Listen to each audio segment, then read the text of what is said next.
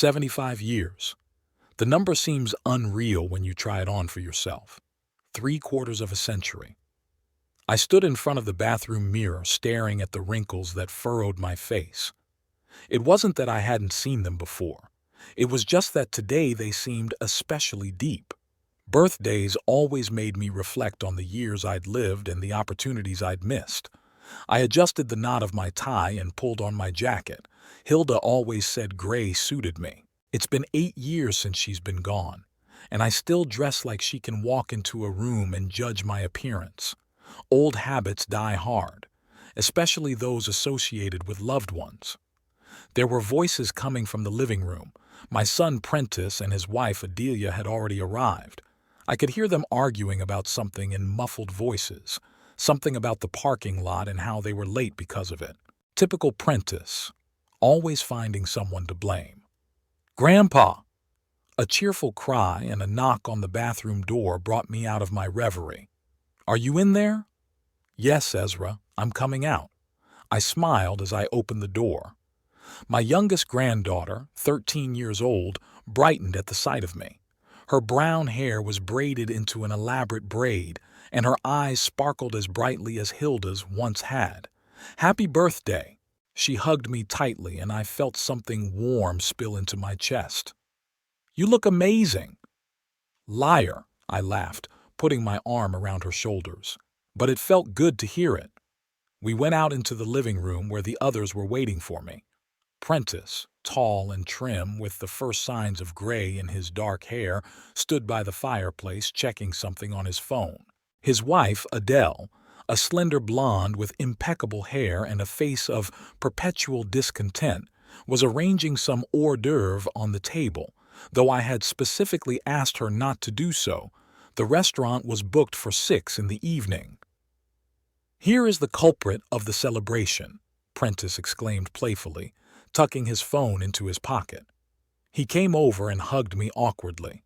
"Happy birthday, Dad." "Thank you," I patted him on the back. "Glad you could make it." "Orson, happy birthday." Adele nuzzled the air near my cheek. She smelled like expensive perfume and something else, maybe insincerity. "Where's Knox?" I asked about my oldest grandson, Prentice's son from his first marriage. "He'll be here soon," Prentice replied. "He wrote that he was delayed. You know those young men, always on the go." I nodded, though I didn't really understand my 17-year-old grandson. Knox had always been withdrawn and aloof, especially with me. Ezra was different. She was the only one who called me regularly just to see how I was doing. "Who else are we waiting for?" I asked, noticing that the table was set for 6. Prentice and Adele exchanged quick glances. "Ezra invited Vanity," Prentice finally answered, his voice sounding strained. "I didn't think she'd actually come." "Vanity?" Prentice's ex-wife and Knox and Ezra's mother? We hadn't seen each other in years, not since they'd gotten divorced. I always thought Prentice made a huge mistake leaving her for Adele. Vanity was a warm, caring woman, a talented cook. She dreamed of opening her own restaurant, but Prentice always ridiculed the idea as impractical. "I hope that's not a problem." I frowned. "Of course not," Adele answered too quickly. "We're all adults." The doorbell rang, interrupting our conversation. Ezra rushed to open it, and a moment later, Knox and Vanity entered the room. Knox, a tall teenager with a perpetual frown, nodded at me and mumbled congratulations. Vanity, on the other hand, looked a little unsure, but smiled genuinely when she saw me. "Orson, it's so good to see you." She came over and gave me a big hug. "Happy birthday." "Vanity, I was really happy to see her." "Thank you for coming." Ezra insisted, she smiled, giving me a quick glance at her daughter. "She said that 75 only comes once in a lifetime and that you'd be happy to see all of us together." "She's right," I nodded. "I'm very glad." Vanity looked beautiful. The years had favored her. At 48, she was still slender, and her dark hair, now slightly streaked with gray, was gathered into an elegant bun. She wore a simple navy blue dress that emphasized the color of her eyes. Well, now that we're all here, why don't we go to the restaurant? I suggested, looking at my watch. Reservation for 6. Not yet, Prentice objected. Let's do the presents first, shall we? I noticed Adele giving him another warning glance. Something wasn't right. Okay, I agreed, though I'd rather have dinner first. At my age, routines mattered. We settled into the living room. Knox plopped down in a chair, keeping his eyes on his phone. Ezra sat next to me on the couch. Vanity sat in the chair across from me, and Prentice and Adele sat at the end of the table. "Who's first?" Prentice asked, and there was a strange note in his voice. "EA," Ezra volunteered, pulling a small package out of her bag. "This is from me and Knox." Knox didn't even look up, but I saw Vanity nudge him with her elbow. "Yes, from both of us," he confirmed without enthusiasm. I opened the package and found a beautiful leather diary with my initials on it. "It's so you can write down your stories," Ezra explained. "You always talk so interestingly about your work as an inspector. I thought it would be nice if you wrote it all down." "Thank you, dear." I was touched. "I'll be sure to use it." Vanity was next. She handed me a small box. "It's not too original, but I know you've always appreciated nice things." Inside were elegant silver cufflinks. "They're beautiful," I thanked her sincerely. "Very classy." Adele handed me a gift certificate to a clothing store. "Prentice and I thought you could use a closet upgrade," she explained with a strained smile. I thanked her, though I didn't much like the implication that my clothes were outdated. After all, my closet was quite decent. "And from you, Prentice?" I asked, noticing that my son was taking his time with his gift. "Oh, my gift is special," he smiled enigmatically. "But not now, after the restaurant." I noticed Vanity tense up. She obviously knew something. "Good," I nodded. "Then maybe we should get going. I don't want to be late." "You know, Father," Prentice suddenly changed his tone, "I think we should talk about something before the restaurant." "What kind of things?" I tensed. There was something in his voice I didn't like. Prentice looked at Adele, and she nodded faintly. "Adele and I think it's time for you to move," he said bluntly. "Move?" I asked, not understanding. "To where?" "To Golden Autumn," Prentice said. "It's a great boarding house for the elderly. I've already looked into it. They have medical staff, interesting activities for the residents, 3 meals a day." "A boarding house?" I couldn't believe my ears. "You want to send me to a nursing home?" "Don't say that," Prentice grumbled. "It's a modern facility with excellent conditions." "I'm not going anywhere," I said firmly. "I'm happy in my home." "Father, be reasonable." Prentice was beginning to lose patience. "You live alone in a 2-story house. What if you fall down the stairs? What if you get sick at night?" "I'm doing just fine," I countered. "And I have a panic button. If anything happens, the paramedics can be here in 15 minutes. "Anything can happen in 15 minutes," Adele interjected. "Besides, the house needs constant upkeep. You can't manage the garden anymore." "I hire a gardener once a month," I reminded her. "And I like gardening. It keeps me in shape." "Prentice," Vanity said quietly, "perhaps now is not the best time for this conversation." "When would it be?" he snapped at her. "When he's found dead in this huge empty house." "Don't be so dramatic," I was starting to get angry. "I'm 75, not 95. I'm in good health, I get regular checkups, and I'm perfectly capable of living on my own." "It's not just your health," Prentice lowered his voice. "This house, it's too valuable to just stand here. The neighborhood's growing. Real estate prices are going up. If we sell it now." "So that's what this is about," I felt my insides tighten. "You need the money from the sale of the house." "It's not just me," Prentice was starting to freak out. "You do too. With that money, you can live in a boarding house for years. The rest of the money could be invested. I could help with that." "I'm sure you could," I said sarcastically, "especially since your insurance company has fallen on hard times." Prentice paled dramatically. "Where are you from?" "Everyone in Suffolk knows everything," I shrugged. I hear you've lost some big customers. It's just temporary difficulties, Prentice said, and we've gotten off the subject. This is about you and the fact that you need help, whether you want to admit it or not.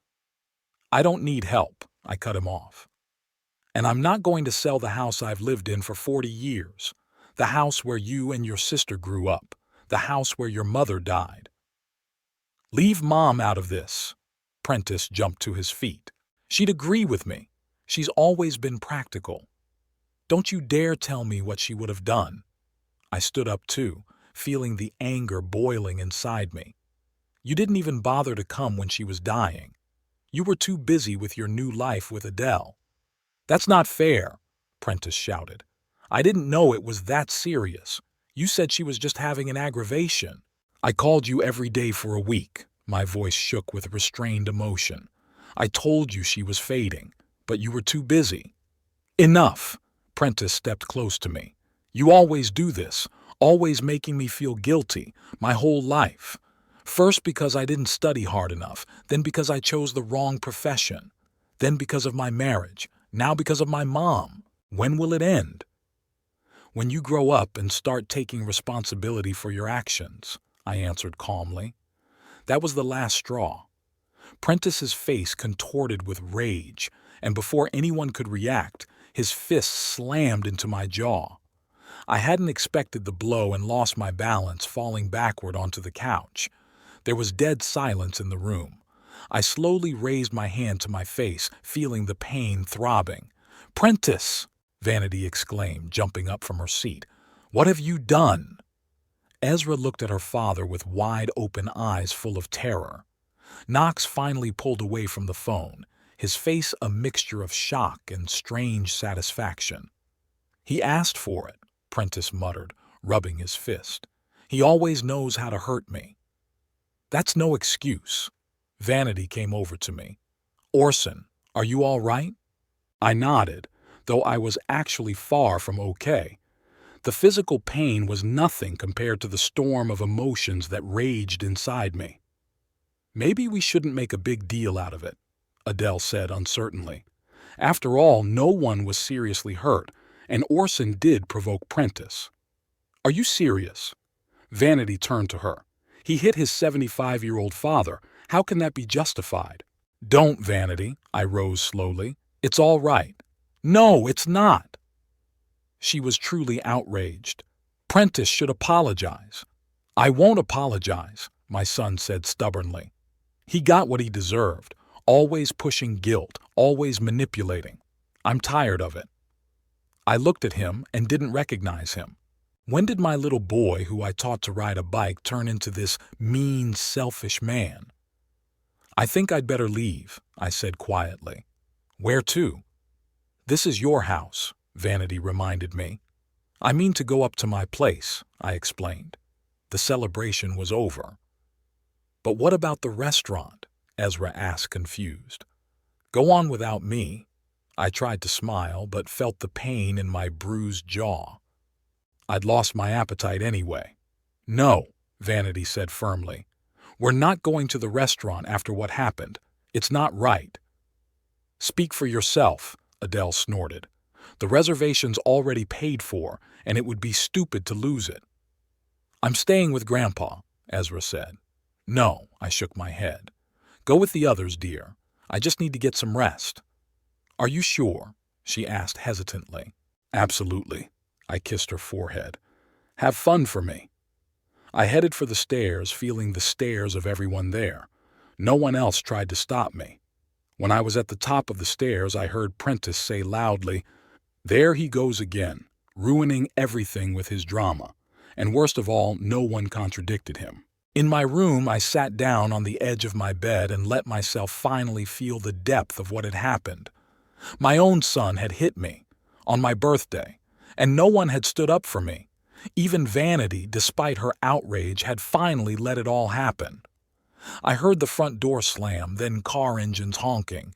They had indeed left for the restaurant as if nothing had happened. I walked over to the mirror and examined my face. A bruise was already starting to show on my jaw. It would be worse tomorrow. I opened the medicine cabinet and pulled out a painkiller. After swallowing the pill, I went back to the bed and lay there, staring at the ceiling. Something has to change, I thought. This can't go on. And for the first time in years, I felt something dark and determined brewing inside me. A desire for revenge, a desire to teach a lesson, a desire to show that I can't be treated like this, even if I am 75 years old. I didn't know exactly how I would do it, but I was sure of one thing. Prentice would regret raising his hand against me, and everyone else who'd let it happen in silence would regret their inaction too. The bruise on my jaw turned every shade of purple before it began to yellow around the edges. It had been a week since that ill-fated birthday party, and I still couldn't believe that my own son had raised a hand against me. It seemed even more unbelievable that no one there had even called to see how I was feeling. Not Prentice, not Adele, not even Vanity. Only Ezra sent a quick text the next day. "Grandpa, sorry about Dad. I hope you're not in too much pain." Even from her, I expected more. Wednesday morning began as usual. I brewed myself some coffee, made peanut butter toast, and sat down at the kitchen table with the newspaper. There was something soothing about the rustle of the pages, the smell of printing ink. Hilda always teased me, saying that I was born in the last century not only in date but also in spirit. Hilda, her image was still so vivid in my mind. A tall, statuesque woman with a mop of dark curly hair and eyes the color of a stormy sky. She was an English literature teacher at the local school, and the students adored her. When she recited poetry, the whole class would swoon. She had a gift for conveying emotion through words. We met at the town fair 53 years ago. I had just returned from the army and had gotten a job as an assistant inspector at a construction site. She was selling homemade cookies at the charity tent.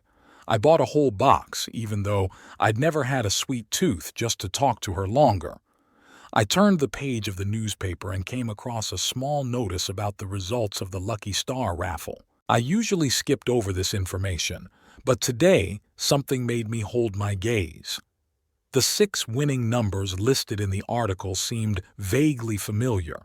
A sudden hunch made me jump up from my chair and hurry into the hallway, where a lottery ticket purchased at the insistence of the cashier at the grocery store would be in my coat pocket.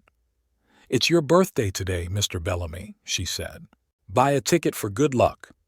I agreed, more to avoid offending this nice woman than out of any real hope of winning. The ticket was found where I'd left it, a little crumpled but perfectly legible.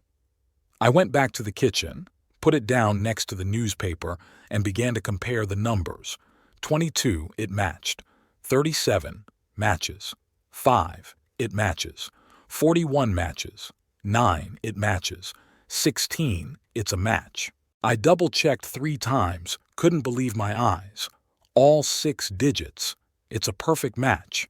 Jackpot.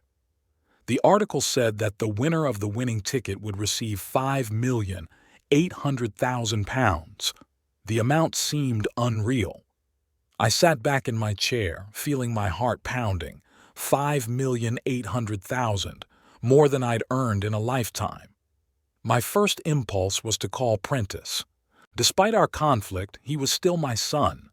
I even reached for the phone, but immediately jerked my hand away, remembering the look on his face before the punch. Anger, contempt, like I was nothing to be rid of. "This house is too valuable to just stand here." His words echoed in my head. He needed the money from the sale of the house. Money, not to take care of me. And if he found out about the winnings, well, it's not hard to imagine how quickly he'd remember his filial love. No, I've decided. I won't tell him. At least not now. I'd have to think it over first. I folded the ticket neatly and hid it in my shirt pocket. Then I found information on the internet about how to claim my winnings. I had to call the number and make an appointment at the lottery company's headquarters. I decided to go there today. The office was in a neighboring town, about an hour away by train. I put on my best suit, the same gray one that Hilda liked, and set off for the station. All the way there, I couldn't stop thinking about what I could do with that money now. So many possibilities. I could travel, buy a new car, help my grandchildren with their education. But in the midst of all those bright thoughts, one dark, insistent idea slipped through. I could punish Prentice, show him that I couldn't be treated like a worthless thing. I didn't yet know how, but I felt that now I had the means to teach him a lesson. At the office of the lottery company, I was welcomed with open arms. A young woman in an austere suit ushered me into a separate office, where a middle-aged man with a broad smile was waiting. "Mr. Bellamy," he exclaimed, shaking my hand, "it's a pleasure to meet our lucky man. I'm Oliver Hunter, Director of Customer Service. The procedure for confirming my winnings was quite simple. They checked my ticket, made a copy of my passport, and I filled out a few forms." Mr. Hunter explained that the money would be transferred to my account within 5 business days. "Do you have a financial advisor, Mr. Bellamy?" he inquired. "Such a large sum of money requires proper management." "No, but I can manage it," I said confidently. "In 40 years as an inspector, I've learned to understand documents and figures." "As you wish," he nodded. "But if you change your mind, we have a list of recommended specialists." I thanked him and took the brochure, though I didn't intend to use it. The fewer people who knew about my winnings, the better. "One more question." Mr. Hunter lowered his voice. "Do you want publicity? Many winners are interviewed, photographed with a token check." "No," I said firmly.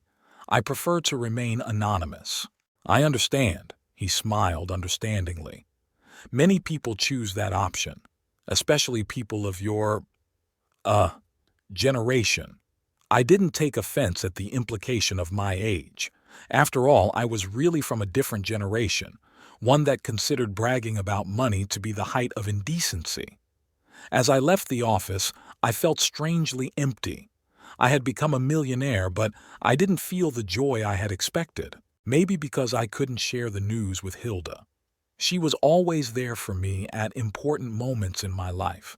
When I was promoted to chief inspector, when our daughter Pearl gave birth to our firstborn, when I retired, and now she was gone, and there was no one to rejoice with me.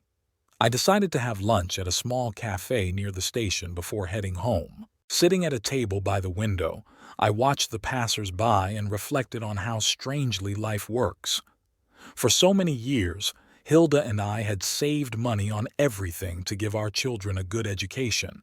I'd picked up extra shifts, she'd moonlighted as a tutor. We denied ourselves travel, new furniture, expensive clothes. And for what? To hear my son tell me in his old age that I'm a burden to get rid of. And Pearl. My daughter had been living in Australia with her family for 15 years.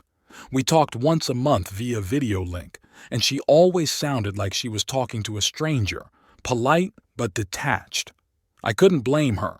I'd become distant myself after Hilda's death, withdrawn in my grief. But it still hurt to know that my own children thought I was a stranger. Orson? Orson Bellamy? I looked up and saw Vanity standing next to my table. She was wearing a white chef's jacket, her hair hidden under a net. She looked surprised and a little embarrassed. "Vanity," I smiled involuntarily. Despite what had happened, I'd always had warm feelings for her. What a surprise. "I work at the restaurant across the street," she pointed toward the street. "The Laurel Leaf. I'm on my break right now. Would you like to join me?" I pointed to a vacant chair. She hesitated only a moment before sitting down. "How's your—" She gently pointed at my jaw. "It's better." I touched the bruise involuntarily. "It'll be gone soon." "I'm so ashamed of what happened," she lowered her eyes. "I should have done something, should have stopped him." "It wasn't your fault," I shook my head. "No one expected this from Prentice." "I did," she admitted quietly. "He changed over the years, aggressive, irritable. It's one of the reasons we got divorced." I looked at her in surprise. "I thought you broke up because of Adele." "Adele was the symptom, not the cause," Vanity grinned bitterly. "By the time he met her, our marriage was falling apart. He couldn't accept the fact that his insurance company wasn't generating the income he'd hoped for. He blamed everyone around him: customers, employees, the economy. Me. You? Why? Because I wanted to work, she shrugged. He thought my work as a chef was just a hobby, a whim. He said I should stay home and take care of the kids, not play restaurant. When I talked about opening my own restaurant, she stopped talking, shaking her head. What happened? I asked softly. He made fun of me. Her voice trembled. He said I was a talentless cook and that my restaurant would go bankrupt in a month, that I had no idea about business, that I'd better spend my time getting cleaned up because I was getting fat and down. I was shocked. Such cruelty didn't fit at all with the image of the Prentice I knew, or thought I knew. I can't imagine my son saying things like that, I admitted honestly. He's changed, Orson, she said, a shadow of sadness in her eyes. Or maybe he'd always been like that, just hiding it well. Either way, it's only gotten worse since the divorce. He's always nagging me about how I'm raising the kids, especially Ezra. He says I'm making her look like a sissy. All because I let her pursue art instead of making her learn economics and business like he wants. I remembered the fondness Ezra had for her father, despite his apparent coldness. Children often love their parents against all odds, and that makes them especially vulnerable. What about your dream? I asked, returning to the subject of the restaurant. Do you still want to open your own place? Her face brightened, and I saw in her the young, enthusiastic woman Prentice had brought into our home 20 years ago. Of course, I've been saving money all these years, but it's still not enough. Renting a space, equipment, licenses, initial inventory. It's a huge expense, and banks are reluctant to lend to women my age, especially without business management experience. But you have experience as a chef, I pointed out. It's different, she sighed. Being a good chef doesn't mean being a good businessman. Prentice was right about that. Don't say that, I covered her hand with mine. You're talented and hard-working. That's the main thing. She smiled gratefully. Thank you, Orson. It's a pity that not all men in the Bellamy family are so understanding. We talked a little more about the children, about her work, about life in Suffolk. She told me that she now rents a small apartment near the restaurant where she works. Prentice pays her a modest alimony, which is barely enough for basic needs. I should get back, she finally said, glancing at her watch. Lunch break was almost over. Sure, I nodded. It was nice talking to you. You too, she stood up. And Orson, I'm really sorry about what happened at your birthday party. I should have called to see how you were. It's okay, I smiled. I understand. She left, and I remained sitting there, immersed in my thoughts. Something was beginning to form in my head, some kind of plan. The idea was still vague, unformed, but I felt I had found a way to use my winnings to bring justice. And vanity, unknowingly, had shown me the way. After paying, I went to the train station, but instead of taking the train home, I headed for the downtown business district. There was a commercial real estate agency, the sign of which I noticed on the way to the cafe. The office was small but well-maintained. A young woman with bright red hair and a professional smile greeted me at the desk. "What can I do for you?" she asked. "I'm looking for a restaurant," I replied, "in Suffolk or nearby." Her eyebrows raised slightly, probably because of my age. It wasn't often that 75-year-old men came to open restaurants. But she quickly managed her surprise and nodded. "Sure, we have a few options. What size space are you interested in? What's your budget?" "I'm open to suggestions," I replied evasively. "Show me everything you have." She spent the next hour showing me files with pictures of different rooms, explaining their advantages and disadvantages. I listened attentively, asking questions from time to time. When we got to the last option, I was ready to walk away with nothing. Nothing caught my eye enough to risk investing. One last thing, she opened a folder. This just popped up in our database. It's on Maple Street in Suffolk. Used to be an antique store, but the owner retired. 200 square feet, high ceilings, big windows. There's room for a summer terrace. I looked at the pictures and froze. It was a building I knew very well. It was right across the street from Prentice's insurance company office. "How much?" I asked, trying not to show my excitement. She said the amount, and I could barely contain a smile. It was expensive, but it was affordable with my winnings. "I want to see it," I said firmly, "as soon as possible." "We can arrange a viewing tomorrow morning," she offered, clearly pleased by my enthusiasm. "Great," I nodded, pulling out the business card I'd always carried with me since my days as an inspector. "Here are my contacts." On the way home, I felt a strange excitement growing inside me. The plan was beginning to take shape. I would finance Vanity's restaurant, the one she had dreamed of for years, the one Prentice had so cruelly ridiculed. And I'll put it right across the street from my son's office so he can see his ex-wife's business thriving every day. So he can remember every day how wrong he was about her, and me too. Of course, there was no guarantee that the restaurant would be a success, but I believed in Vanity's talent. I remembered how delicious her dishes had been at family dinners, how creative she'd been in preparing even the simplest of dishes. And then I could hire experienced managers, consultants, marketers, all the people who would help turn her culinary talent into a successful business. By the time the train arrived in Suffolk, it was already dark. I walked from the station to my house, feeling a strange excitement I hadn't felt in years. For the first time since Hilda's death, I had a purpose, something worth waking up in the morning for. At home, I went straight up to my study and pulled out an old notebook. There was Vanity's cell phone number, the one she'd left in case something happened to the kids. I wasn't sure if the number was still valid, but it was worth a try. I dialed the number and held my breath. After the third ring, I heard her voice. "Hello? Vanity, it's Orson," I said. "I'm sorry for the late call. I have a proposition for you, a business proposition, about your restaurant." "A business proposition?" I could hear the confusion in Vanity's voice. "I don't understand."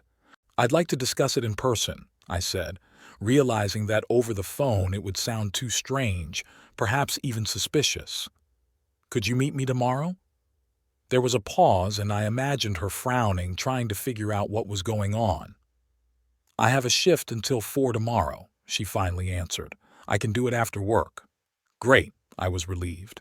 "Let's meet at the Morning Dew Cafe at 5:30?" "Okay," she agreed, still sounding puzzled. "See you tomorrow, Orson." I hung up the phone and took a deep breath. The first step had been taken. Now I had to think carefully about how to present my proposal so she wouldn't say no right away. I spent most of the night mapping out the conversation, thinking through possible objections and responses. By morning I had a headache, but I felt ready. In the morning I called a real estate agent and arranged to view a room on Maple Street for 2 o'clock in the afternoon. Then I visited my bank, where I opened a new account and transferred some of the funds from my main account just in case Prentice somehow found out about my winnings and tried to access them. I wasn't sure he was capable of such a thing, but it wouldn't hurt to be cautious. At 2 o'clock I met the agent outside the building on Maple Street. It was a beautiful old red brick structure with large display windows and an elegant entrance. It was spacious and bright inside, though it was in need of renovation. The old wooden floors creaked, the wallpaper was peeling, and the plumbing had seen better days. "The place needs investment," the agent said as she watched me look around. "But the rent is below market because of that." I nodded, mentally calculating how much it would take to renovate and remodel. Given my winnings, it was a manageable sum. "What about buying it?" I asked. "Is the building for sale?" The agent raised her eyebrows in surprise. "Yes, the owner is ready to sell, but the price—" "Name it," I interrupted. She named the amount, which was about a third of my winnings. Considerable, but still affordable. I'll think about it, I said, not wanting to show my enthusiasm. I'll let you know the decision in the next few days.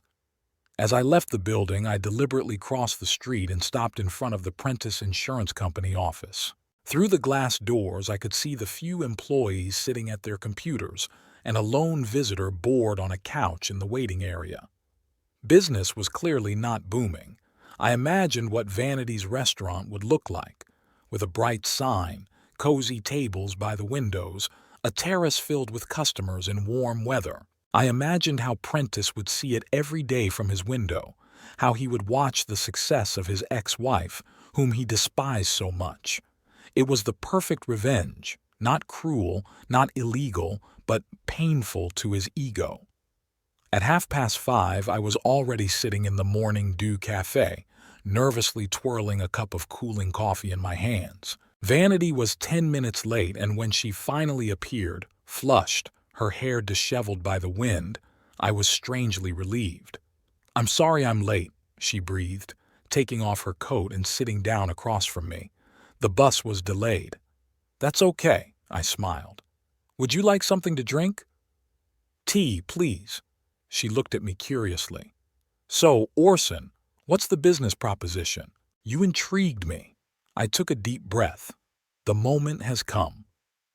"I want to finance the opening of your restaurant," I said bluntly. Her eyes widened in surprise. "What? But how? Why? I don't understand." "I have some funds," I answered evasively, not wanting to reveal the source of the money yet. "And I want to invest it in your restaurant. Fully finance everything. Rent or purchase of the premises, repairs, equipment, startup costs. You'll be the chef and the manager. We split the profits." Vanity looked stunned. "But it's a lot of money. Orson, I can't accept a gift like that." "It's not a gift," I shook my head. "It's an investment. I believe in your talent and that the restaurant will be successful." "But why?" She frowned, trying to understand my motives. "We're not that close. Besides, you're 75 years old. I'm sorry to be blunt, but at your age, people don't usually start new businesses." I understood her suspicions. Indeed, my proposal seemed strange, even suspicious. I could have lied, come up with some noble reason, but I decided to be honest at least partially. "You're right, it is unusual," I admitted, "and I have personal motives. After what happened at my birthday party, I've been thinking a lot about life, about family, about what I'm going to leave behind. I don't want my money to go to Prentice, not after the way he treated me. Besides, I've always respected you, Vanity. You were a good wife to Prentice, a good mother to his children. You deserve a chance to fulfill your dream." That was the truth, though not the whole truth. I didn't mention that I saw it as a way to get back at my son, to show him that he was wrong to humiliate me and his ex-wife. Vanity looked at me carefully, as if trying to read my mind. "That's very generous, Orson, but I need to be sure you understand the risks. Restaurants are a tough business. A lot of them close in the first year." "I understand." I nodded, and I'm willing to take the risk. After all, what have I got to lose? If it works out, we both win. If it doesn't, well, at least I've tried to do something worthwhile in my old age. She smiled, but she still looked uncertain. "I need to think about it. It's too big a decision to make right away." "Of course," I agreed, "but don't think about it too long. I've found the perfect room, but it might be gone if we don't decide quickly." "Where is it?" she inquired. "On Maple Street," I answered. "An old antique store building. Spacious, bright, with the possibility of a summer terrace." Her eyes lit up. "I know that building. It's beautiful, but it needs a major renovation, right?" "Yes, and I'm ready to invest in it," I confirmed. "In fact, I'm thinking of buying the building instead of renting it. It's more secure in the long run." "Buy?" She shook her head. "Orson, it's millions." "I can afford it," I assured her. "Trust me." Vanity stared thoughtfully at her teacup. "What about Prentice? He'll be furious when he finds out you're financing my restaurant." "That shouldn't worry you," I said, trying to speak calmly. Prentice and I will handle it. He might try to interfere, she warned. You don't know how vindictive he can be. When we got divorced, she stammered as if she was having trouble remembering. What happened in the divorce? I asked softly. Vanity took a deep breath. It was awful. He made sure I got as little as possible, hired the most expensive lawyer in town, bribed witnesses who said I was a bad mother. He even tried to sue me for both of my kids, even though he never really had any interest in raising them, especially Ezra. He always wanted a son, not a daughter. I was shocked. The Prentice I knew, or thought I knew, was ambitious, sometimes abrupt but not violent. When had he had time to change so much? He eventually agreed to joint custody, but only because he realized that full custody would mean more responsibility for him, Vanity continued. I was less fortunate with my assets. Our house, our car, our savings all went to him. I had to start from scratch, with 2 kids in tow. I didn't know, I admitted honestly. Prentice hadn't told me anything about the details of your divorce. Of course he didn't, she grinned bitterly. He prides himself on his reputation in the city. A respected businessman, a caring father. If people knew what he was really like during the divorce. I remembered how Prentice used to introduce Adele to me, proudly like she was a trophy. How he bragged about her success in the real estate business. How carelessly he'd referred to Vanity in conversations with me. She was always too emotional, not serious. I'm sorry you're going through this, I said sincerely. And I understand your fears about Prentice. But I'm not afraid of him, Vanity. And you needn't be either. She smiled faintly. That's easy to say. You haven't lived with him for 20 years. No, but I raised him, I objected. And maybe it's my fault that he turned out the way he did. Maybe I was too strict. Or not strict enough. I don't know. But I want to fix what I can, and helping you is one of those things. Vanity looked at me for a long time as if trying to decide whether to trust me. Finally, she nodded. Okay, I'm willing to discuss the details, but I need to see the room with my own eyes before I make a final decision. Of course, I was relieved. I'll arrange a viewing for tomorrow if you're free. It's my day off, she nodded.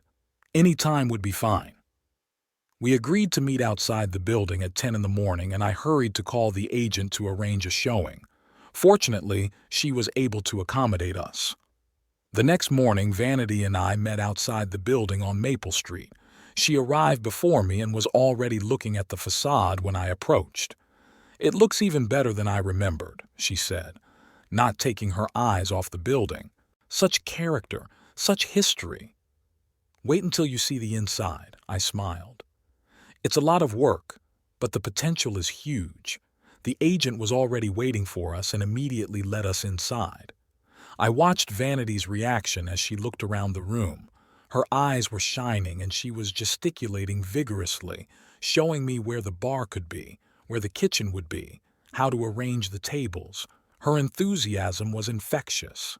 An open kitchen would be perfect here, she said, pointing to the far side of the room. Guests love to watch the cooking process. And here you can make a fireplace, a real, working one. It would be so cozy on winter evenings. I listened to her with a strange sense of pride, as if this was my project, my idea from the beginning.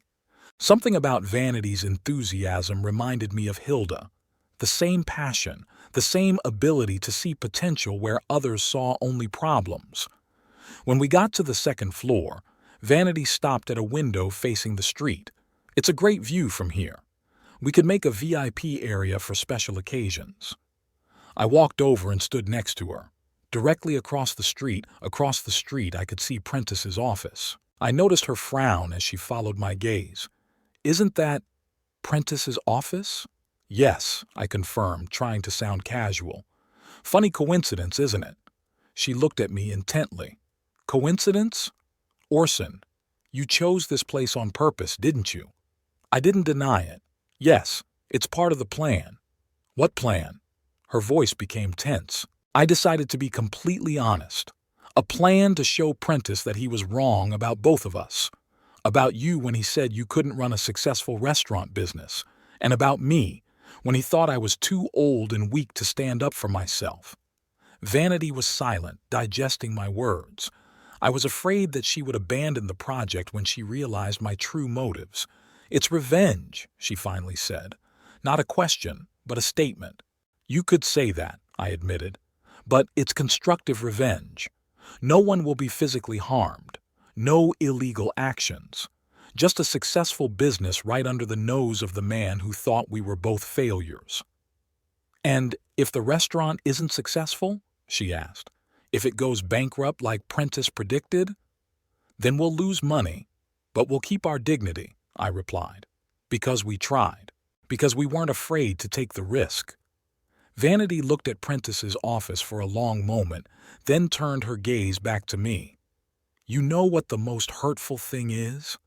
When we were first married, I supported him in everything.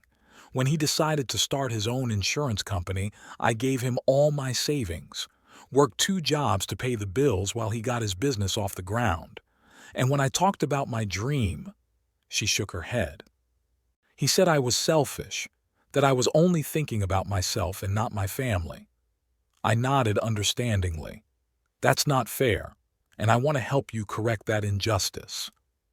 "This restaurant isn't just a business for me," she said quietly. "It's proof that I'm worth something, that my dreams matter." "Exactly," I agreed.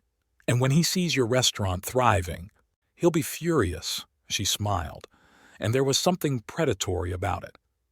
"You know, Orson, I think I like your plan. It really is the perfect place." I felt a warm feeling inside. She understood. She was on my side. "So we're partners?" I asked, extending my hand. "Partners." She shook my hand, her handshake firm and confident. We discussed the details of the purchase with the agent, and I put down a deposit to secure the right to purchase the building. The deal was to be finalized within 2 weeks. Vanity and I spent the next few days working out the plan for the restaurant.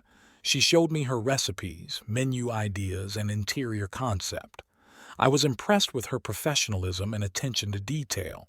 "I've been thinking about this for years," she admitted as we sat in my kitchen, surrounded by sketches and lists, writing down ideas, collecting recipes, researching trends.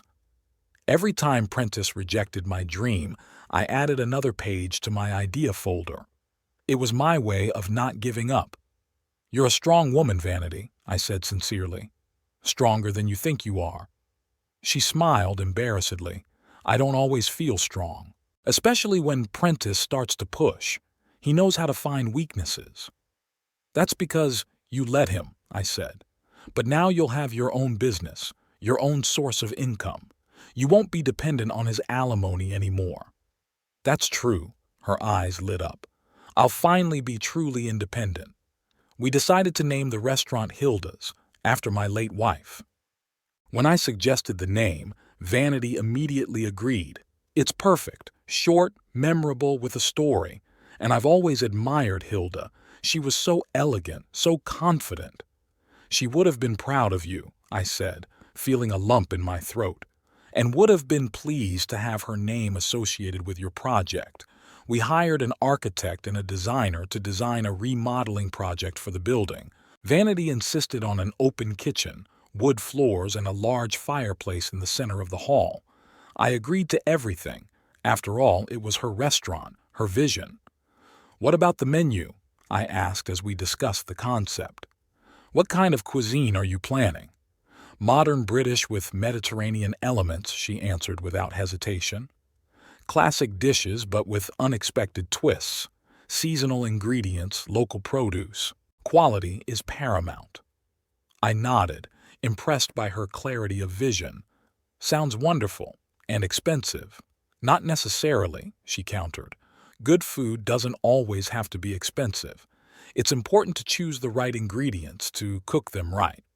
I want my restaurant to be affordable for the middle class, but offer the quality of haute cuisine." The more we discussed the details, the more I became convinced that my plan was perfect. Vanity really deserved this chance, and Prentice deserved to see her succeed and realize how wrong he'd been. 2 weeks later, we finalized the purchase of the building. I became the official owner, though Vanity and I agreed that she could eventually buy out my share if the restaurant was successful. The day we signed all the paperwork, we stood in front of the building, now ours, and I felt a strange excitement. It was like starting a new life at 75. "I can't believe this is happening," Vanity said, looking at the building. "Thank you, Orson. It wouldn't have been possible without you." "Don't thank me yet," I smiled. "Wait until we open and start making a profit. Even if we go bankrupt, I'll still be grateful," she said seriously, "for believing in me, for giving me a chance." I nodded, not trusting my voice. In that moment, I almost forgot about revenge, about Prentice, about punching her in the face. Almost. But then I saw him, my son, coming out of his office across the street. He stopped on the steps, noticing us, and even from this distance I could see his face change. First bewilderment, then recognition, and finally anger. Prentice crossed the street quickly and came toward us. "What are you doing here?" he asked sharply, shifting his gaze from me to Vanity and back again. "We're inspecting our new acquisition," I said calmly. "Hello, Prentice." "Your acquisition?" He frowned. "What does that mean?" "It means that your father and I bought this building," Vanity replied, and I was pleased to note that her voice sounded confident. "It's going to be a restaurant. My restaurant." Prentice stared at her, then at me, and I could see the realization slowly dawning on his face. "You're funding her? After everything that happened between us?" "Yes," I answered simply, "and I'm sure it will be a great investment." "You're crazy," he hissed. "She doesn't know anything about business. It's a waste of money." "We'll see," I shrugged. "Anyway, it's my money, and I have the right to spend it however I want." Prentice shifted his gaze to Vanity. "And you? Did you pick the spot across from my office on purpose? Is this some pathetic attempt at revenge?" "I chose the place," I intervened, "and it's perfect for a restaurant. High traffic, good visibility from the street, plenty of parking nearby. The fact that it's across the street from your office is just a nice bonus." Prentice's face contorted with anger. "You're both going to regret this," he said quietly, but with such fury that I felt Vanity tense beside me. "I'll do anything to keep this restaurant from opening. Everything, do you hear me?" "Are you threatening me?" I asked, feeling the anger boiling up inside me. "You think I'm going to be scared? After you hit me in my own house on my birthday?" "You asked for it," he snapped, "and now you're asking for it." "Prentice, stop it," Vanity intervened. "You're acting like a child, and you're acting like a—" He didn't finish the sentence, but his eyes were full of contempt. "You know what? Do whatever you want. Go broke. I don't care. But don't come crying to me when it all falls apart." With those words, he turned and walked briskly back to his office. After the confrontation with Prentice, work on the restaurant got underway. We hired a construction crew that worked day and night to meet the target opening date of 3 months from now. Vanity was completely immersed in the project, overseeing every detail, from choosing the paint colors for the walls to the menu design and staffing. I wasn't left out of the loop either. Despite my age, I traveled to the construction site almost every day, monitoring progress and communicating with the contractors. My career as a site inspector finally came in handy. I could tell at a glance if the work was being done well, and the contractors quickly realized that I wasn't fooled. One morning, as I was checking the installation of the ventilation system in the kitchen, the foreman came up to me. "Mr. Bellamy, we have a problem with the delivery of floor tiles. The supplier says they've suddenly run out of stock and the new shipment won't be here for another month." "That's odd," I frowned. "They'd confirmed availability 2 weeks ago." "Yes, sir," the foreman nodded. "And this is the 3rd time this week. First the problems with the wood for the bar, then the delay with the plumbing, now the tile." I was beginning to suspect that this wasn't just a coincidence. Prentice's words came to mind. I will do whatever it takes to keep this restaurant from opening. Try to find another supplier, I ordered, even if it means paying more. We've tried, sir, the foreman sighed. All the local companies say the same thing. Out of stock. Wait a month. What about companies from neighboring cities? We can try, but shipping will increase the cost. Money is not a problem, I said firmly. The main thing is to stay on schedule. In the evening, I told Venita about the situation as we sat in my house discussing the menu. Do you think it's Prentice? She asked, setting aside the recipe folder. Sure, I nodded. He knows everyone in this town, especially in the business community. It wouldn't be hard for him to put pressure on the suppliers. Vanity turned pale. I was afraid he would. He's not the type to give up easily. Neither are we, I covered her hand with mine. Don't worry, we'll find a solution. If we have to, we'll order everything from London. But that will increase the cost considerably, she said with concern. I told you money isn't a problem, I smiled. I have enough money to cope with any obstacles Prentice will put in my way. That same evening, I received a call from Pearl in Australia. This was unusual. Usually we communicated on a pre-arranged schedule. Dad, what's going on? She asked without preamble.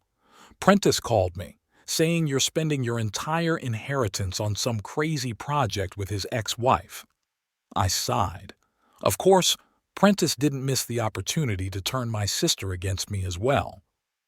I'm investing in the restaurant business, Pearl, I replied calmly. It's my decision and my money. But why with Vanity? I could hear the bewilderment in her voice. You've never been particularly close. She's a talented chef with a great business idea, I explained. And I believe in this project. Prentice says you're doing this to spite him, Pearl continued. That you were offended because of some incident at your birthday party. Incident? I laughed with bitterness.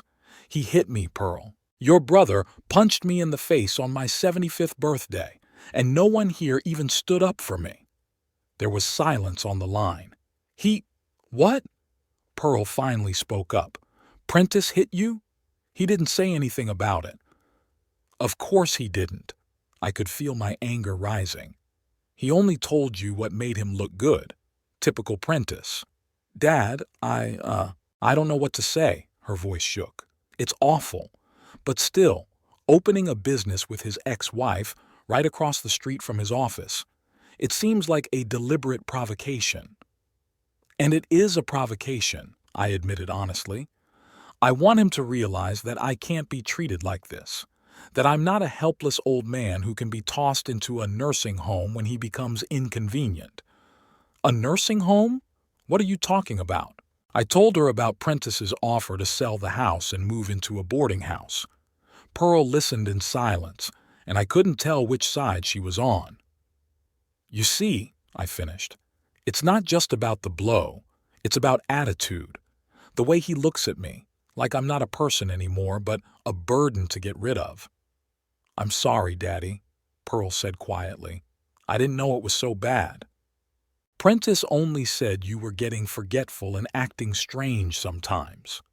Forgetful? I was outraged. I remember by heart all the building codes I used to work under 30 years ago. My memory is better than that of many young people. I believe you, Pearl said soothingly. Just be careful, okay? Prentice can be very vindictive when he feels threatened. I know, I sighed. I've already encountered it. 2 weeks before the opening, I encountered another manifestation of Prentice's hostility.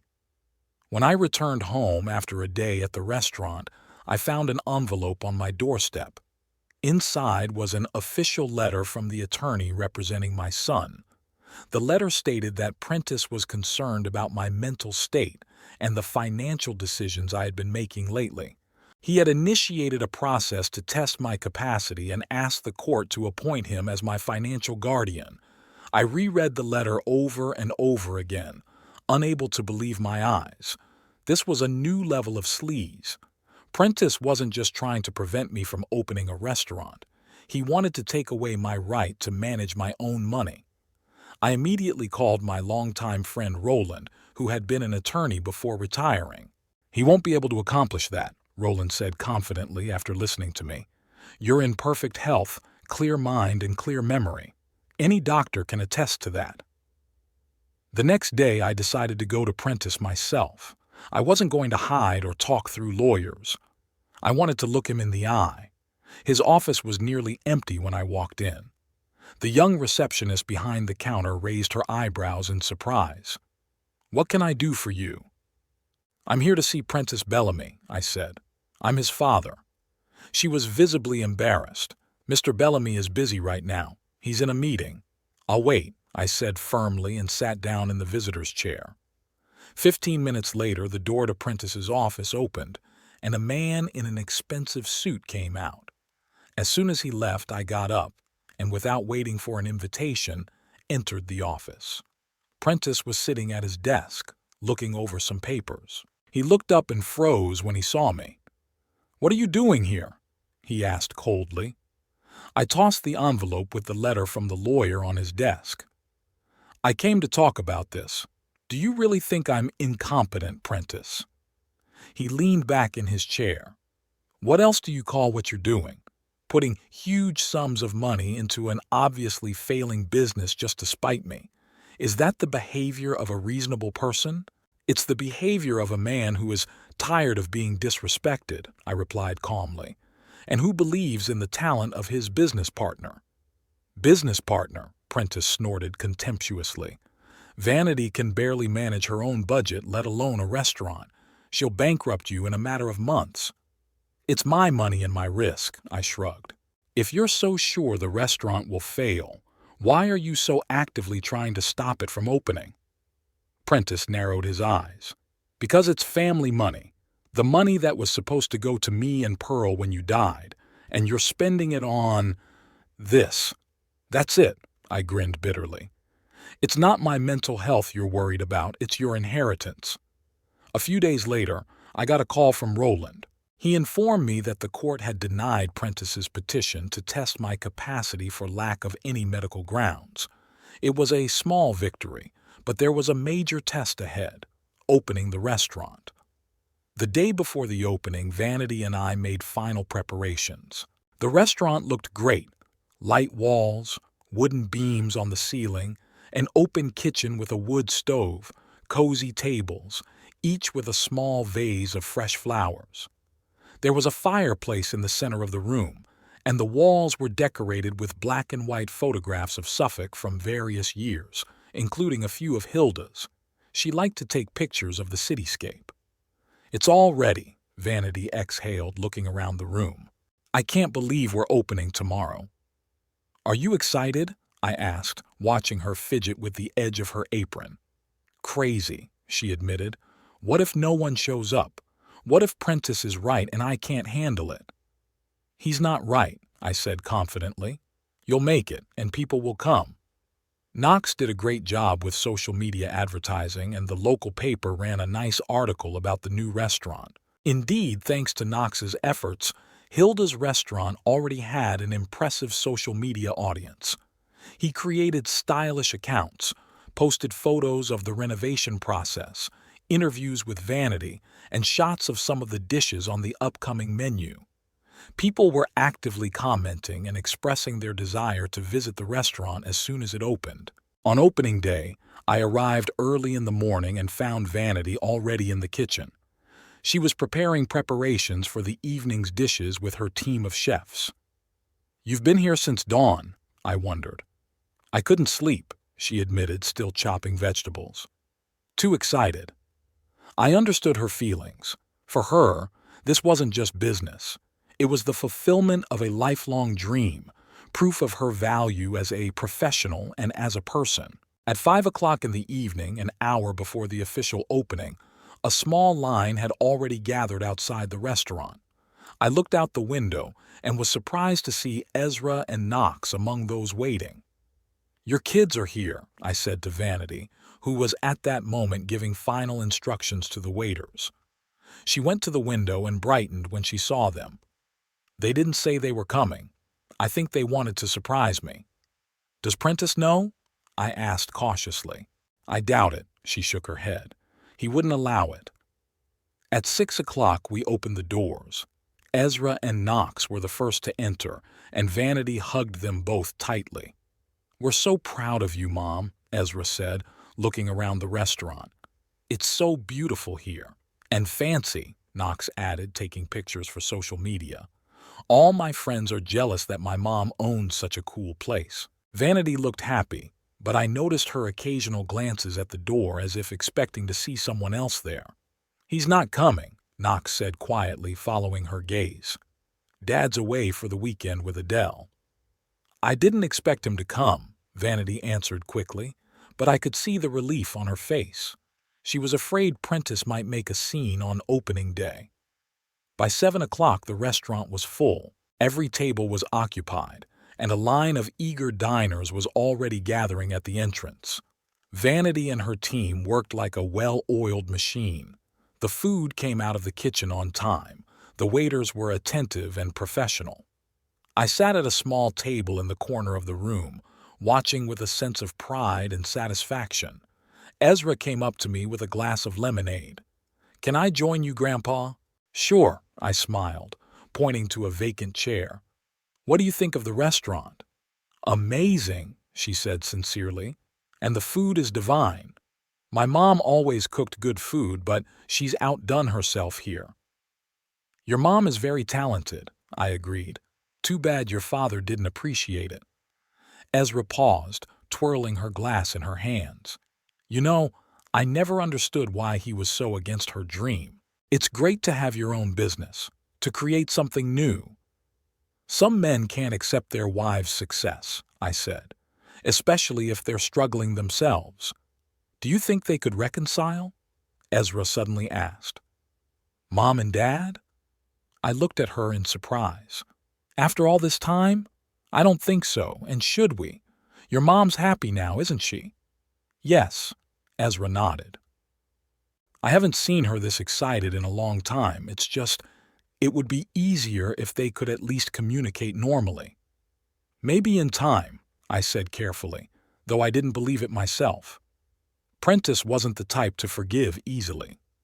As the evening wore on, I noticed that among the visitors were a number of influential people in town, other business owners, city officials, local celebrities. All of them seemed impressed with both the restaurant and the food.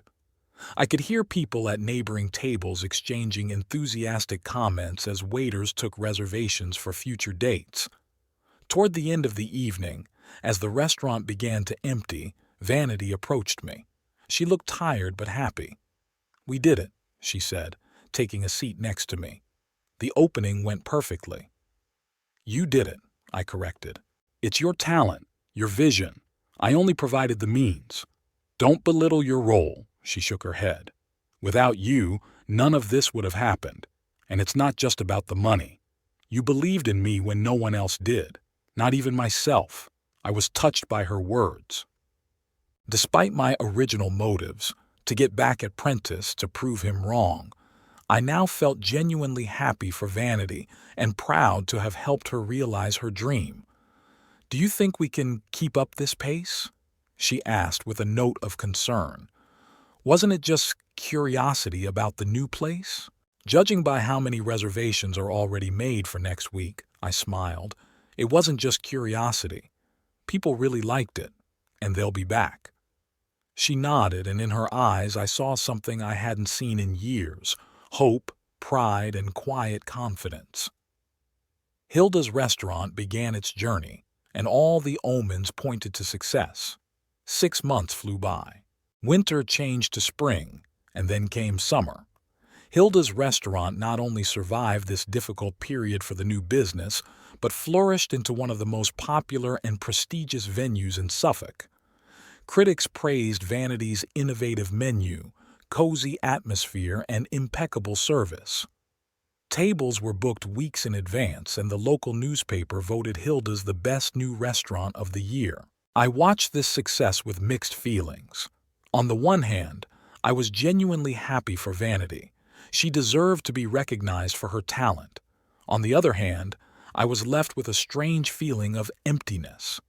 Revenge, which had seemed so sweet in my fantasies, had left a bitter taste. That sunny July morning, I sat on the restaurant's terrace, sipping my morning coffee and perusing the latest newspaper. Vanity came out of the kitchen and joined me, wiping her hands on her apron. "Good morning, Orson," she smiled. "You're early today." "I couldn't sleep," I shrugged. "I thought I'd take a walk and stop by and see you. Is everything okay?" She looked at me intently. We'd grown closer over the months, and she'd learned to read my moods. "Yeah, just thinking," I answered evasively. "Congratulations on the great article, by the way." "Did you see it?" I handed her the paper, where on the front page of the lifestyle section was the headline, "Hilda's is Suffolk's new gastronomic gem." "Oh my God!" Vanity glowered as she ran her eyes over the article. "They said my tart with caramelized onions and goat's cheese was a little masterpiece worth trying at least once in your life. Can you believe that?" "Easily," I said sincerely. "Your dishes are truly amazing. You deserve every word of praise." She put the paper aside and looked at me carefully. "Something's bothering you after all. I can tell." I sighed. It was hard to hide things from Vanity. "I met Barton Higgins yesterday," I said. "You know, the owner of a construction company. He was one of Prentice's biggest clients." "I?" She tensed up. "He said he'd canceled his contract with Prentice's insurance company, moved on to a competitor." Vanity nodded slowly. "This isn't the first time this has happened, is it?" "Third one this month, as far as I know," I confirmed. "Prentice is losing customers, the biggest and most important ones. And you're feeling guilty." It wasn't a question. "Not really guilty." I looked thoughtfully at my cup of coffee. "More like dissatisfied. I wanted to teach him a lesson, but not destroy his business." "You're not to blame for his problems, Orson," Vanity said softly. "Prentice himself repels customers with his behavior. Barton is a regular at our restaurant, and he once mentioned that Prentice has become intolerable, rude, irritable, unprofessional. People don't want to do business with him." I knew she was right. And yet I couldn't help but think that it was my actions that had set off the chain of events that had led to the current situation. "By the way," Vanity continued, "Ezra asked if she could work here over the summer. She's showing real interest in the restaurant business." "Really?" I wondered. "What does Prentice think about that?" Vanity wrinkled her nose. "He's against it, of course. He says she's wasting her time and should be studying for economics college." "What does Ezra want to do?" "She's thinking about culinary school," Vanity smiled. "She says she wants to be like me." I felt a rush of warmth. Ezra had always been special sensitive, creative, strong-willed. In some ways, she reminded me of Hilda. "I think you should give her a chance," I said. "Let her try it out. If she likes it, fine. If she doesn't, at least she'll know for sure." "That's what I was planning." Vanity nodded. "I just wanted to get your opinion as co-owner." "My opinion is to let her try," I repeated. "And don't worry about Prentice. He can't control the kids' lives forever." After breakfast, I decided to take a walk around town. The day was warm and sunny, and there were a lot of people on the streets. As I passed Prentice's office, I noticed that the signboard looked faded, and there was no usual activity in the windows. I almost walked past, but suddenly I noticed Adele coming out of the building. She looked tense and tired, not at all like the confident woman I remembered. "Adele," I called out to her before I could think about whether I should. She turned around and froze when she saw me. A strange expression flashed across her face, a mixture of surprise, embarrassment, and shame. "Embarrassment?" "Orson," she smiled, strained. "It's been a long time." "Yes, indeed." I stepped closer. "How's it going?" "Fine." She was clearly uncomfortable. "What about you? I hear your restaurant's doing well." "Not mine, Vanity's," I corrected her. "I'm just an investor." Adele nodded, fidgeting nervously with the strap of her purse. "Isn't thrilled about this." "I can imagine." I said dryly. She was silent for a moment, as if struggling with herself. Then she said, "I'm sorry about what happened at your birthday party. What Prentice did, it was wrong." I was surprised at this sudden apology. "Thank you, Adele. Better late than never."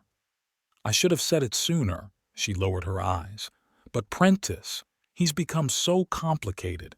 Anything that's not his way triggers angry outbursts. I was just afraid," I finished for her. "I get it. He and we're having problems," she confessed suddenly. "He's angry all the time, blaming everyone else for his failures, especially you and Vanity. It's unbearable. I didn't know what to say." Part of me felt pleased that Prentice was reaping the rewards of his behavior, but the other part, the part that was still the father, felt hurt. "I'm sorry to hear that," I finally said. "I hope you can resolve your problems." "Me too." She didn't sound convinced. "I should go now. It was unexpectedly nice to see you, Orson." She walked away quickly, leaving me pensive. I hadn't expected Prentice's problems to go so far as to affect his marriage. That was not part of my plans. That evening, just as I was about to go to bed, the doorbell rang. Prentice was there, and it was obvious from the first glance that he was drunk. "Are you happy?" he asked without preamble, swaying in his seat. "Satisfied that you've ruined my life?" "Prentice, you're drunk." I tried to close the door. "Go home and sleep it off." "No." He put his hand out, stopping me from closing the door. "You will listen to me. You and your revenge. You took everything from me. My clients, my children, even my wife." "I didn't take anyone from you," I said calmly. "Your clients left on their own because you're no longer a professional. Your kids just want to do what they like. And your wife, well, I had nothing to do with that. Don't pretend." He raised his voice. "This is about your restaurant, because you're funding Vanity. You knew it would destroy me."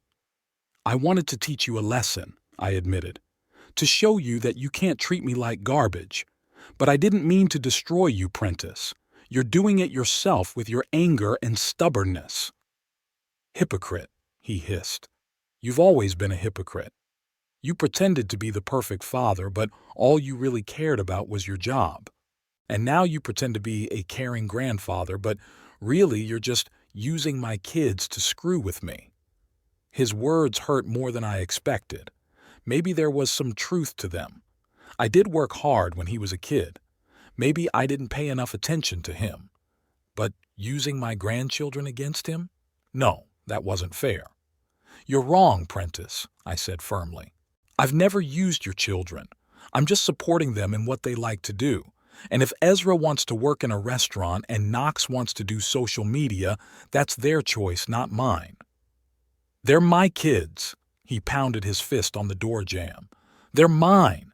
And I know best what's good for them." "They're almost adults," I pointed out. "They're entitled to make their own decisions." Prentice shook his head. "You've ruined everything. Everything. Adele wants a divorce. She says I've become unbearable, that I'm obsessed with revenge. It's all because of you." "No, Prentice." I looked him straight in the eye. "It's because of you. Because you can't admit your mistakes and take responsibility. You hit me, and you didn't even apologize. You tried to put me in a nursing home to sell my house. You tried to take away my right to manage my own money. And now you're blaming me for your problems?" He looked at me with hatred, but behind that hatred I saw pain and fear. The fear of a man who loses control of his life and doesn't know how to get it back. "You're going to regret this," he finally hissed. "I swear you will." With those words he turned and staggered slightly toward his car. "You're not driving like that," I shouted after him. "I'll call a cab." "Don't tell me what to do." He snapped at me, but he stopped in front of the car without opening the door. I hailed a cab and we waited in silence for it to arrive me on the doorstep, Prentice at his car. When the cab arrived, he got in without a word and drove away. I couldn't sleep for a long time that night thinking about our conversation. This was not the outcome I had expected when I started my revenge plan. I wanted Prentice to admit he was wrong, to apologize, to start treating me with respect. Instead, he sank deeper and deeper into anger and denial, destroying not only our relationship, but his own life. The next morning, I made a decision. It was time to move on. I called Vanity and asked her to come to my house for a serious talk. She arrived an hour later, concerned at my tone. "What's wrong, Orson? Are you okay?" "I'm fine," I reassured her. "It's just that I've made an important decision and I wanted to discuss it with you personally." We sat down in the living room and I got right to the point. "I've decided to move, Vanity, to Devon, near the sea. I've always wanted to live by the water." "Move?" She looked shocked. "But why? When?" "Within a month," I answered. "I've already found a suitable house and made an offer on it." "But what about the restaurant?" She looked confused. "Our partnership?" "That's the second thing I wanted to discuss." I smiled, seeing her concern. "I'm not going to sell my stake in the restaurant to outsiders. Instead, I want to transfer some of the shares to Ezra." "Ezra?" Vanity raised her eyebrows in surprise. "But she's only 13. They'll be in a trust until she comes of age," I explained. "In the meantime, you'll be the sole trustee. But when she reaches 18, she can decide for herself if she wants to be a part of the business." Vanity thought for a moment. That's very generous of you, but why now? Does it have something to do with Prentice?" I sighed. "Partly. He came by last night, drunk, angry, blamed me for all his problems." "Oh my God," she looked at me worriedly. "He didn't threaten you?" "Not directly," I shook my head. "But he's clearly in a bad way. And I realize that my presence here only makes it worse. He can't move on as long as he sees me as the source of all his troubles." "But that's not fair!" Vanity was indignant. "You don't have to leave because of him." "I'm not leaving because of him," I objected gently. "I'm going for me, to start a new chapter in my life. I want to spend my remaining years enjoying peace, not fighting an endless war with my own son." She looked at me for a long moment, then nodded slowly. "I understand, and I respect your decision, but we're going to miss you, especially Ezra." "I'll keep coming," I assured her, "and you can always come visit me in Devon. The beaches there are beautiful. Ezra will love it." "What about this house?" she asked, looking around the living room. "Are you going to sell it?" "No," I shook my head. "I'll leave it to Knox and Ezra. They'll be able to use it when they're of age. Until then, it'll just stand there. Maybe I'll rent it out to vacationers for the summer." "And Prentice?" she asked cautiously. "Will you tell him your decision?" "No," I said firmly. "Let him find out when I'm gone. It would be better for everyone." I spent the next few weeks preparing for the move, sorting through my belongings, packing what I wanted to take with me, giving away what I no longer needed. The process was unexpectedly therapeutic. Everything I picked up carried memories, some joyful, some sad. I was saying goodbye not only to home but to a certain phase of my life. Ezra and Knox often came over to help me. They were upset about my decision to leave but tried not to show it. "You have to come to my birthday party in September," Ezra said as she helped me pack my books. "Promise?" "I promise," I smiled. "I'll come for Christmas too." "Can we come to your house for summer vacation?" Knox asked. "I've never been to Devon." "Of course. I was glad they wanted to keep in touch. I'll look forward to seeing you." The day before I left, I visited Hilda's restaurant one last time as a local. Vanity had arranged a small farewell dinner for me, inviting only my closest friends.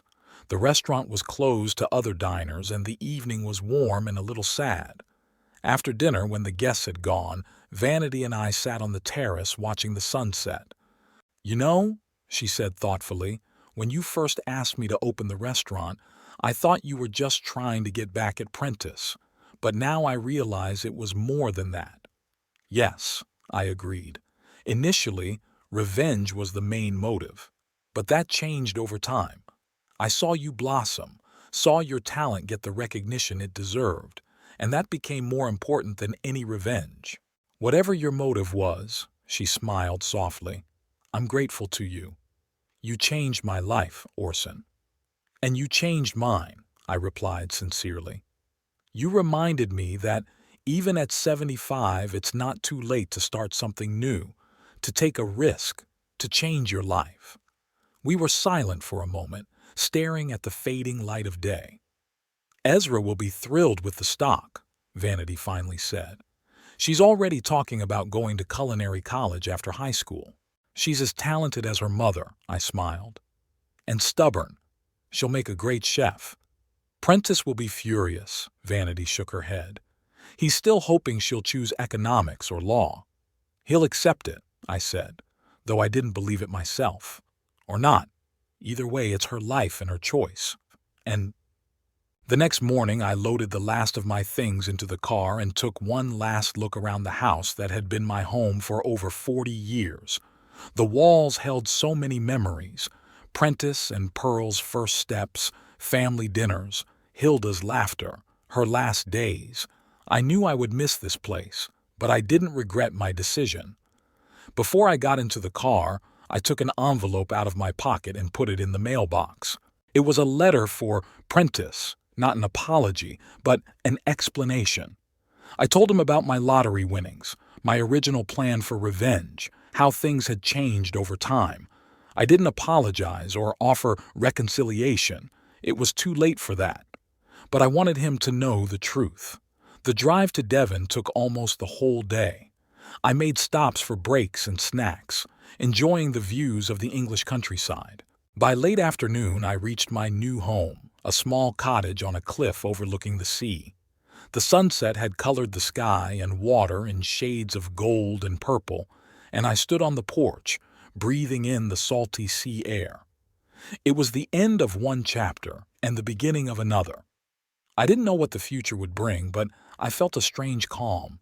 I'd done what I thought was right, helped Vanity realize her dream, secured a future for her grandchildren, taught Prentice a lesson, though not the one I'd originally hoped for. Perhaps the real victory was not in seeing my son's downfall, but in moving on my own, not letting bitterness and resentment define the remaining years of my life. I didn't feel the expected satisfaction from Prentice's problems, only sadness and regret that things had turned out this way. But at the same time, I felt that I had restored some kind of balance, some kind of justice. Not just for myself, but for Vanity and for Ezra, and even for Hilda's memory. I walked into my new home, ready to start a new life, without reconciliation with my son, but with a clear conscience and hope for the future.